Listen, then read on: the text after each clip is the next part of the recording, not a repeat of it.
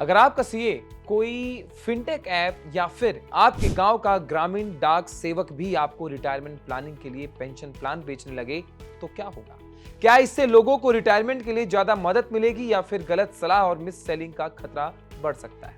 सरकार ने हाल ही में एक ऐसा फैसला लिया है जो पेंशन योजनाओं को हर गली मोहल्ले तक पहुंचा सकता है। लेकिन असली सवाल यह है, क्या इसके निवेशकों को फायदा होगा या जोखिम भी बढ़ेगा? आइए इस पूरे मामले को आसान भाषा में समझते हैं। मैं हूं आशीष दुबे और आप देख रहे हैं पैसा लाइव। क्योंकि भारत में अभी भी बहुत कम लोग रिटायरमेंट प्लानिंग को गंभीरता से लेते हैं, लेकिन इसी को बदलने के लिए pension fund regulatory and development authority यानी PFRDA ने एक बड़ा कदम उठाया है। रेगुलेटर ने अब पॉइंट्स ऑफ प्रेजेंस POPS को यह अनुमति दे दी है कि वो 10 नई कैटेगरीज के लोगों को पेंशन एजेंट के रूप में नियुक्त कर सकते हैं। यानी अब नेशनल पेंशन सिस्टम यानी NPS को बेचने और लोगों तक पहुंचाने का काम सिर्फ सीमित एजेंट ही नहीं करेंगे। अब इसमें कई नए लोग शामिल हो सकते हैं।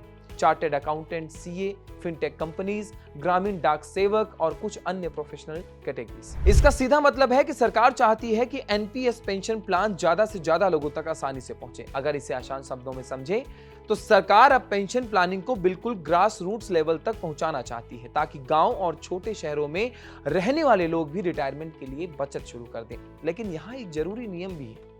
PFRDA ने अपने सर्कुलर में यह भी साफ किया है कि अगर कोई pension agent KYC, anti money laundering AML या CFT रूल्स का पालन नहीं करता है तो उसकी जिम्मेदारी POP यानी पॉइंट ऑफ प्रेजेंस पर ही आएगी। इन सभी नियमों को prevention of money laundering act 2002 के अनुसार फॉलो करना बहुत जरूरी है। यानी नए एजेंट्स को मौका तो मिलेगा, लेकिन रेगुलेशन और रिस्पॉन्सिबिलिटी और अकाउंटेबिलिटी भी बनती है। अब सवाल ये है कि क्या पहले पेंशन एजेंट बन सकते हैं आप? इससे पहले भी कुछ कैटेगरीज को पेंशन एजेंट्स बनने की अनुमति थी, जैसे RBI द्वारा approved banking correspondents insurance agent जो IRDAI के साथ रजिस्टर्ड है, म्यूचुअल फंड डिस्ट्रीब्यूटर जो AMFI के साथ रजिस्टर्ड है। यानी पेंशन डिस्ट्रीब्यूशन का सिस्टम पहले से मौजूद था, लेकिन इसे और ज्यादा बड़ा और एक्सेसिबल बनाया जा रहा है। पेंशन एजेंट असल में करते क्या है ये आप समझिए। देखिए, पेंशन एजेंट्स इस पूरे रिटायरमेंट इकोसिस्टम में एक ब्रिज का काम करते हैं।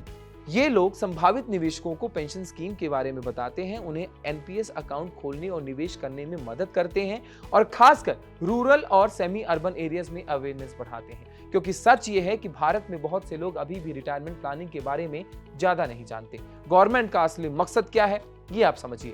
देखिए, सरकार का लक्ष्य साफ है, NPS को मास लेवल पर पॉपुलर बनाना है, ताकि ज्यादा से ज्यादा लोग अपनी रिटायरमेंट के लिए अभी से सेविंग शुरू कर दें और भविष्य में आर्थिक रूप से सुरक्षित रहें। लेकिन यहाँ एक बड़ा सवाल भी खड़ा होता है, क्या ज्यादा एजेंट्स होने से NPS की पहुंच सच में ऊपर जा सकती है या फिर इससे गलत सलाह और मिस सेलिंग का खतरा भी बढ़ सकता है? क्योंकि जब फाइनेंशियल प्रोडक्ट्स ज्यादा लोगों के जरिए बेचे जाते हैं तो सही जानकारी देना उतना ही जरूरी हो जाता है। अब आपकी क्या राय है?